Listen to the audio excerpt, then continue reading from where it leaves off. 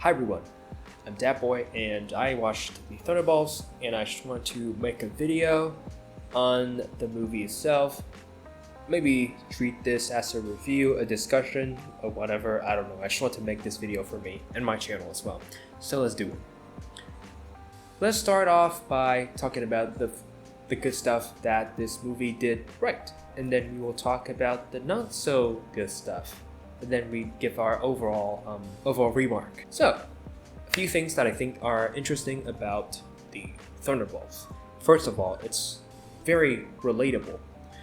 Characters like Yelena and Bob are the ones that I just have a special fondness for because of how relatable and just straight up grounded feeling they can be, even though they have like the skill sets that I could never even dream of. But like the way they act and think, very relatable. Now the rest of the cast, less so relatable, but I still think they are likable. However, my least favorite character has gotta be the Red Guardian. I think he's kind of like he's just a screamy guy, kind of obnoxious at times, but he can be, relatable and wholesome, I guess. I don't think he's that relatable for me, but he can be wholesome, so that's fine. I don't hate it, but he's still my least favorite for the aforementioned reasons. I like the fact that Marvel can make the new wave of characters likable and three-dimensional if they actually put some thoughts into writing, you know what I'm saying? I thought that without legacy characters like Iron Man or Captain America, even though they kind of just brought back Robert Downey Jr. into a future movie here, that's besides the point. It's not relevant to the topic here. I thought without those characters, the movie can't be any good. I know it's a very shallow and simple thought, but that's just the way I see it. But no, that's actually not the case. I understand that most of these characters they were introduced in past TV series and movies, but honestly, 100% of the cast here, it's my first time getting exposed to them. Still, I ended up liking these characters quite a lot, and it goes to show that, again, if Marvel actually put some thoughts into writing, they could make cool characters, and I appreciate that. What's more is that I didn't expect this movie to go such a relatable route when it comes to exploring the gang and their story arcs, how they all struggle with some degree of failure or loneliness, which is just like me, for real. And I love how they occasionally hand out like motivational speeches throughout the movie as, well, the US agent saying, I just keep going and never give up. It's just something that I absolutely needed because I'm going through the same shiz as some of the characters here regarding loneliness and struggling to find a purpose in life. So yeah, so good. That's all I gotta say here. Another thing that I enjoy about this movie is that it doesn't try to fight it out all the time. It doesn't resort to violence and forces. I like how they take a more psychological approach with the way certain story beats play out. The final conflict in the movie is an obvious example here. It's refreshing to see characters not punch and shoot their way out of the problem all the time. Now, speaking of punch and shoot, like that's literally a joke in the movie, which is like, it made me smile a little. But yeah, there's some very self-aware moments in the movie that I found quite funny. To be frank, I didn't find. I mean, there are some jokes that didn't hit for me, but jokes-wise, I think the Thunderbolts did a overall decent job of entertaining me. I mean, again, not everything hits, but overall the comedic attempts are fine. I would also like to glaze the performance of Louis Pullman in this film. He did an incredible job portraying a silly and unstable character with its very subtle yet expressive facial expressions. Those micro movements, like the twitching and eye movements, like, you know what I'm saying, are just so goated. again, that's all I can say. Overall, a very enjoyable character. His demeanor plus like paired with a very sad ass backstory is a combo that gets me, like, for sure. No cap. I guess I would also want to, talk more about the goofiness of the movie here. I think they did a great job not being afraid to take the goofiness up to an 11 when they absolutely have to. Example, the fight, or should I say, the steamrolling between Sentry and the rest of the Thunderbolts. Like, holy hell, that was such a goofy fight. Like, they started out looking like a big joke, and they ended the fight looking like an even bigger joke. Like, god damn.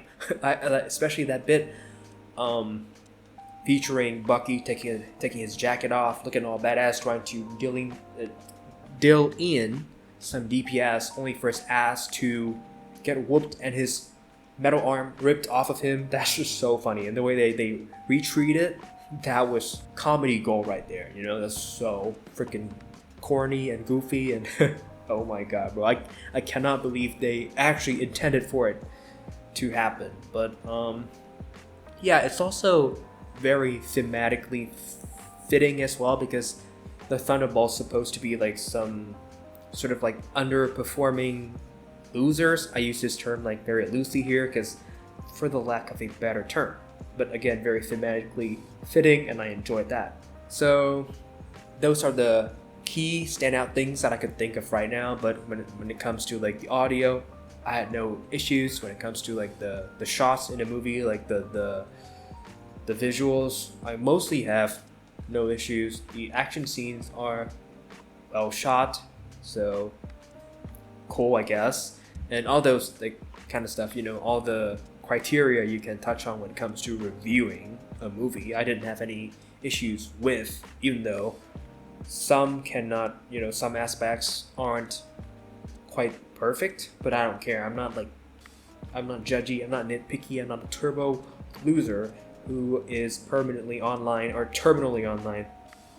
So that's that. So I guess that's all the good things that I have to say about this film. So let's touch on the problems here. So first of all, this movie has a structure problem for me. The whole thing just feels like a build-up to the introduction of the character of the Void here. So yeah, overall, like, not an eventful watch for me. And the action bits, the cool ones at least, the ones without, you know, some massive steamrolling factor here, are all front loaded, meaning they happened towards the first half of the show, whereas the second half you just don't get a lot of, you know, fighting and action, and again, I don't have any real issues with that. It comes from another thing here, because I'm very vocal about enjoying the psychological aspect of the movie here, but the way they handle the last encounter is kind of underwhelming. Like the fact that the bad guy like pinned everyone down only for them to break free like it's nothing, plus at a very convenient moment at the very last stretch of the movie as well. I mean, like, come on, they could have done better here. Even though the messaging, I get it, you gotta rely on one another, you're not alone, because like we all feel pain, you know what I'm saying, all that good stuff. I get the messaging, but the execution is kind of for me, at least for me. I might be wrong though, you guys can just tell me that or whatever. So I guess that's that. Let me see what else I can touch on. Oh yes, the CGI. The CGI I think is kind of uninspiring, and while I didn't find anything to be horribly wrong with the CGI, I do think that the character of the Void and his his design, his presentation, and all the visual effects are less than flattering / cool looking for me. Just kind of like shadowy and dark, and I barely see anything. And yeah, a bit uninspiring overall, even though it might be lore accurate for all I care. I'm just a normie when it comes to like Marvel lore and stuff. But I'm not gonna lie when I say the visual aspects, especially towards the last act of the show, not the show, the movie, is kind of underwhelming. And yeah, I just say things like it is. Something's quite related to the visuals here is that I think the color grading, especially for the last act in New York, it's kind of grayish, the gray blue-ish, which I mean, I don't particularly care for the color grading that much, but again, it's just a whatever thing, a minor issue. So I guess that's it for the visuals. I don't think there's anything else might be that I've forgotten about right now, but whatever. I think those are the main things that I at least want to get out. And then there are some sappy moments in the movie, which, I mean, I get it, like, you know, Yelena, Alexei, father-daughter moment. Wholesome. I like it considering my parents don't even try to cheer me up like that, so, you know, as sloppy a character as Red Guardian is, at least he's got, like, that small W as a father. I don't know.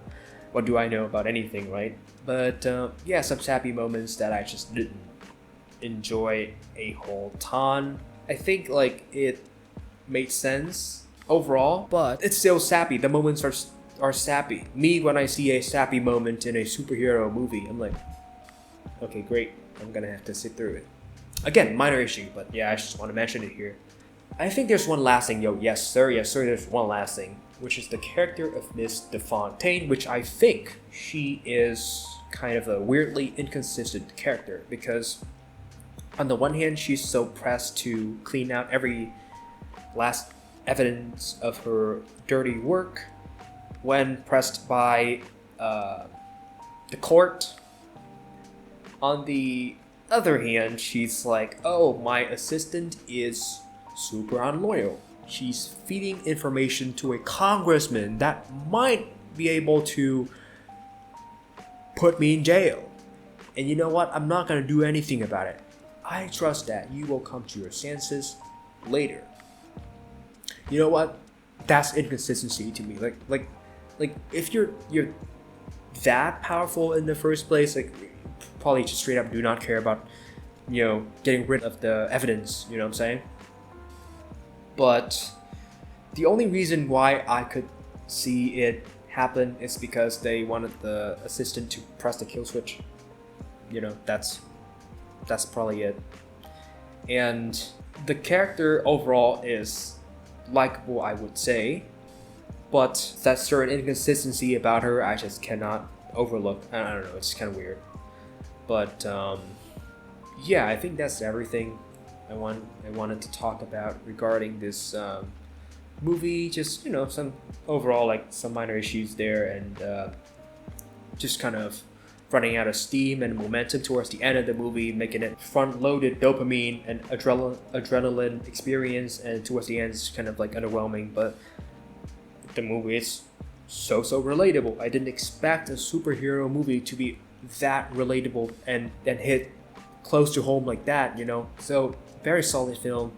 It's an 8 out of 10 for me, and it's a quality movie. I never really fell out of love with Marvel films because I just never cared that much, but I get for some people they just fell out of love with the MCU past Endgame, but for me it's just whatever, you know. But I'm actually looking forward to the Fantastic Four film, even though I want and will keep my expectation in check, because I just think conceptually the Fantastic Four is such a cool group of heroes, and yeah, it's gonna build up into the big event of, you know, introducing the character of Doctor Doom in the future. So there's all that. So I mean, yeah, it's just pretty good. Yes sir, you know what I'm saying. So that's the video, and I hope you enjoyed watching. Thanks for you know, sitting here with me all the way till the end, and I'm Dat Boy, and I will see you guys in the next one. Ciao.